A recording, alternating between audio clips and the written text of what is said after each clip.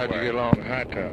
Hightower was fine, except for a conviction that somehow there'd been a breakdown between Mann and the White House. And I simply said, no, Mann has been careful and faithful and precise, and he didn't come into us when there was some hypothetical question, but the moment there was a question whether they could announce it and we would agree that we were ready to go, he came to the White House, and the answer was no, and the answer no was in the hands of the OAS ambassadors.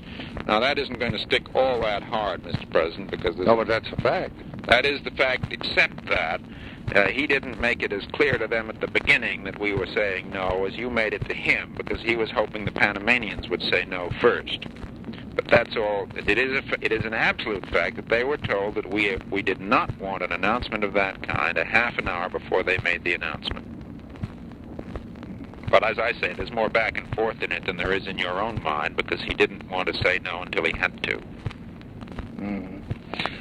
All right. Now, what did they say about my statement what did Hightower say about that? I explained the background of it, gave him what I then had, the Marino statement.